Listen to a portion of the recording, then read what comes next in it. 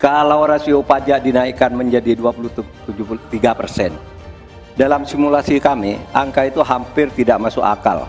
Bagaimana mewujudkan keadilan sosial dimulai dari pemerataan kepemilikan tanah, akses dan lahan. Bagaimana langkah Gus Muhaimin untuk menaikkan peringkat Indonesia di SGIE? Udah masukin yang tanya jawab dan yang kedua, dan saya kira nanti kita akan mendengar closing statement. Tapi kita langsung analisis dulu dengan Bung Zulfikar dulu langsung. Ya. Gibran ini mengikuti apa yang dilakukan bapaknya, ya, 5-10 tahun yang lalu. Dan sebenarnya mestinya ada aturan di dalam debat KPU, di mana pertanyaannya itu mestinya tidak boleh menggunakan singkatan, mestinya, ya kan? Dan Caimin udah benar, ya kan, daripada dia ngelantur kayak Prof Mahfud, nggak ketemu, dia udah benar, mending dia tanya itu apa SGID, karena saya yakin Dewan Pakarnya Gibran juga pasti ada yang tidak tahu SGID itu apa, ya kan? Jadi ini kurang fair sebenarnya gitu. Nah di sisi lain tadi juga Caimin memberi pertanyaan yang terlalu mudah ya buat Prof Mahfud ya. Jadi ya mungkin Caimin masih terlalu sopan lah malam ini gitu, dan dia masih dalam proses belajar untuk lebih lebih pedas lagi, lebih selepet lagi gitu buat nyerang gitu. Begitu.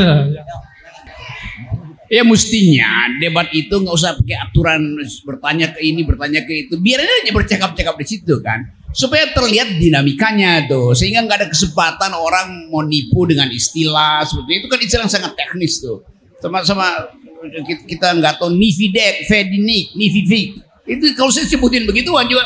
Jadi poin kita mau lihat ketajaman argumen terhadap satu kasus, terhadap satu ide, terhadap masa depan.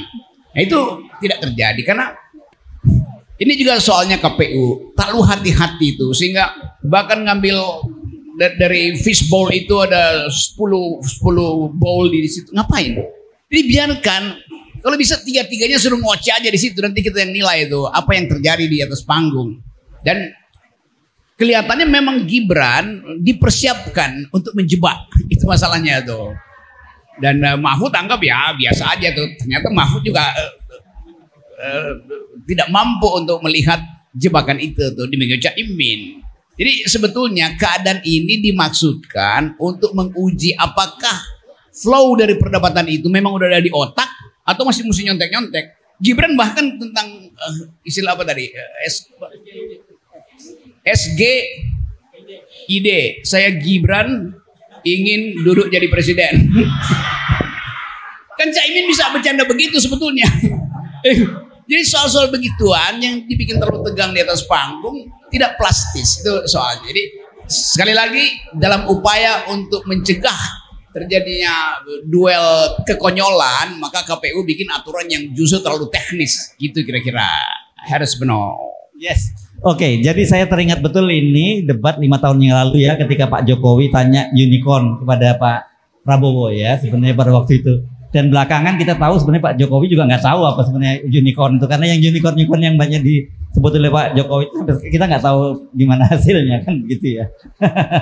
Oke, tapi secara keseluruhan saya melihat ya Bung Rocky yang memang jauh dari harapan gitu ya sebenarnya ya, bukan hanya Gibran.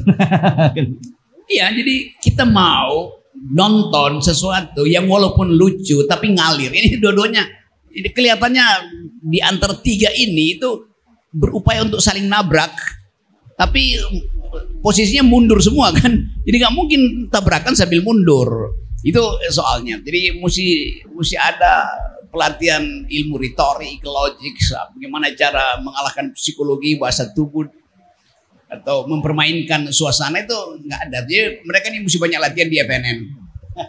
Tetapi saya jadi teringat dengan prediksi Anda bahwa ternyata sekarang justru Gibran yang malah berani nabrak duluan. Tapi dengan tabrakannya juga sebenarnya juga hafalan gitu ya. Dan sebenarnya Gibran itu tidak tahu atau tidak paham dengan pertanyaan yang dia tanyakan sebenarnya. Persis. Dibalikin lagi. Kalau misalnya tadi dia tanya mengenai captain culture, kalau dibalikinnya juga nggak ngerti itu. Sama SJID juga, jadi dia, saya yakin dia juga nggak ngerti. Cuma disiapin aja gitu. Kalau Pak Mahfud tadi tanya soal carbon capture storage tadi gitu, pasti dia juga akan bingung juga untuk menjelaskannya. Kelihatannya begini, kelihatannya logika di balik konsepnya dia nggak paham. Misalnya soal bagaimana naikin tax ratio, ya bikin perusahaan baru. Loh, kalau rasionya tinggi, tax rasionya mau diperbanyak dan sekaligus menaikkan nilai pajak itu, mana ada perusahaan yang mau buka kalau dia udah tahu pajaknya bakal tinggi. Itu konyolnya begituan. Jadi kita belajar sebetulnya bahwa kita mau cari pemimpin di Indonesia yang punya dasar rasionalitas dan punya empati pada ekonomi kerakyatan. Kita mau dengar misalnya Pak Mahfud bilang kita tidak ingin masyarakat itu diasuh secara kapitalis. Cukup ada market ekonomi, jangan ada market society. Baru diulas di situ tuh apa latar belakangnya. Oh, Bung Karno bilang begini nih, masa depan dunia itu tergantung pada keadilan ekologi. Kan hal-hal semacam itu yang mestinya kita dengar. Tapi udahlah, kita tahu bahwa kapasitas. Jadi sepertinya Gibran itu punya target satu malam ini, ingin kelihatan pintar. Dengan menanyakan hal-hal yang teknis, yang sebenarnya kalau dibalikin dia nggak bisa jawab juga gitu. Sayangnya dan Prof Mahfud terjebak. Jadi mungkin ini bisa jadi pelajaran lah buat debat yang keempat nanti gitu. Jadi harus dikejar kembali tuh Gibran mengenai pertanyaan-pertanyaan, karena saya yakin dia juga nggak paham gitu. Ya, Pak Caimin yang di pertanyaan kedua akhirnya bisa berkelit karena dia kemudian mengorbankan waktu yang jawabannya dengan menanyakan balik kepada Gibran. Dan setelah kita ditanya kepada Gibran, sebenarnya Gibran juga nggak paham dengan pertanyaannya. Ini memang lucu. Oke, kita kembali lagi ke KPU ya, bergabung dengan sesi terakhir. Slepetnomics sebagai solusi ekonomi kita.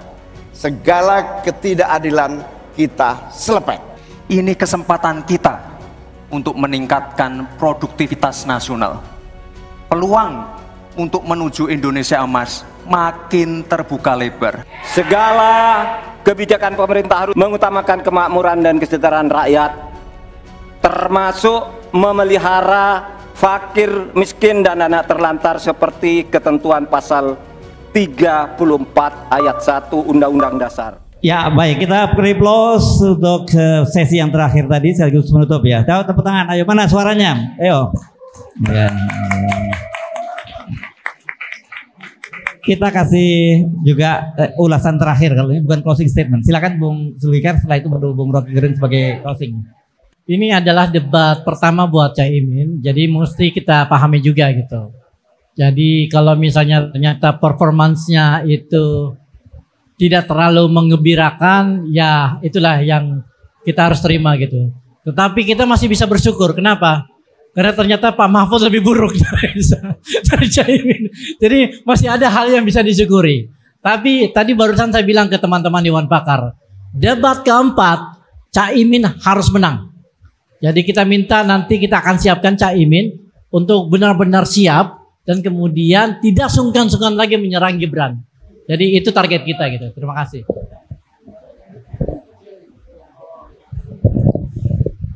Sebetulnya soalnya adalah defisit psikologi baik pada Caimin maupun pada Pak Mahfud. Defisit psikologi. Sehingga kematangan di pikiran itu terhalang oleh relasi antara dua capres ini yang masih punya portofolio di kabinet. Itu aja masalahnya tuh.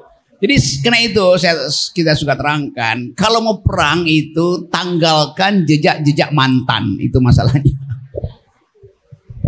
Oke, baik, tidak terasa kita sudah di ujung perbincangan. Terima kasih atas kehadiran Anda semua yang di sini. Juga terima kasih untuk teman-teman yang menyaksikan ini dari berbagai saluran channel YouTube yang ada.